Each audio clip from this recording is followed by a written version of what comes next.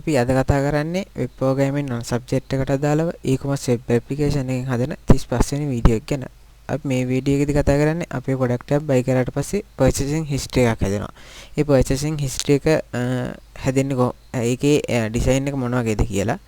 එතකොට අපි බලමු purchasing history එකට යන්නේ කොහොමද කියලා. අපි මෙතනින් header එකේ තියෙනවා අපිට drop down එකක්. ඒකේ purchasing history කියන එකට ගියාට පස්සේ අපිට බලා ගන්න පුළුවන් අපි මේ වෙනකන් buy කරපු product ටික මෙතනින් තියෙනවා.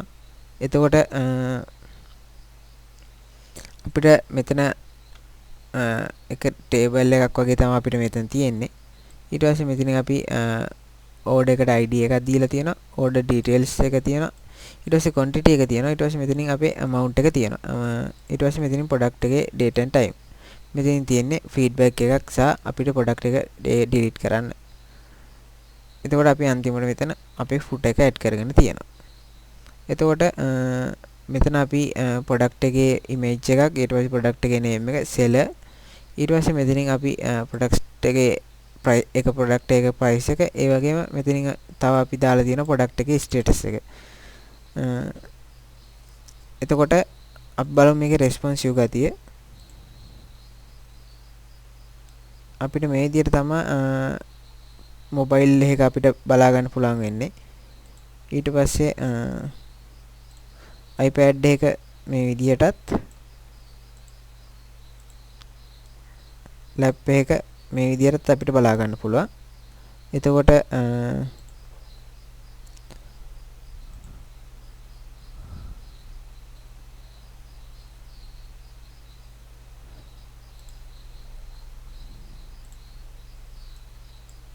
මේ තියෙන්නේ අපේ purchasing history එකට අදාළ code එක.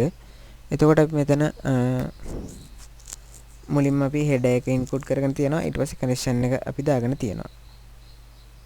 ඊට පස්සේ අපි මෙතනින් අපේ div tag එක call to l එක අපි දාගෙන තියෙනවා. අපේ product එකේ ඒ කියන්නේ මෙතන තියෙන අපි product එක buy කරලා නැත්තම් empty view එක. ඊට පස්සේ අපිට මෙතන බලා ගන්න පුළුවන් product එකක් buy කරලා තියෙනවා නම් product එකට අදාළව details ටික මේ විදිහට අපිට දාන්න අපි div tag එක පාවිච්චි කරලා තියෙනවා. ඊට පස්සේ product එකට අදාළව invoice data ටික අපි මෙතනින් අරගෙන තියෙනවා. අපි product table purchasing history table එක හදාගන්නේ අපේ invoice table එකට අදාළව. එතකොට ඒකෙන් තමයි අපි මෙතනින් invoice table එකත් එක්ක සම්බන්ධ වෙන්නේ. එතකොට අපි මෙතනින් තව buttons වගේ දාගෙන තියෙනවා. feedback එකක් add කරන්න වගේම මෙතනින් අපි තව button එකක් දාගෙන තියෙනවා product එක buy කරා කියලා ඒක අපිට ඕන delete කරන්න පුළුවන් වෙන්න. ඊට පස්සේ අපි මෙතනින් අපි call to l hr එකක් දාගෙන තියෙනවා. අපි ඒව දාන්නේ මේ විදියට එක line එකක් වෙනස් කරගන්න ඕනේ හින්දා. ඊට පස්සේ මෙතන අපි තව බටන් එකක් දාගෙන තියෙනවා delete all rows කියලා records කියලා. ඊට පස්සේ මෙතෙන් තියෙන්නේ model එකක්. ඒක අපි දාගෙන තියෙන්නේ feedback එක add කරන්න. ඒකට අදාළව අපි feedback එක දෙනකොට තමයි ඒක අපිට call වෙන්නේ. ඒ විදිහට තමයි අපි මෙතන අපි ඒ model එක දාගෙන තියෙන්නේ. ඊට පස්සේ අපි අන්තිමට footer එක input කරන් තියෙනවා වෙන pages වලට වගේම. අපි තවත් වීඩියෝ එකකින් හම්බෙමු. Thank you.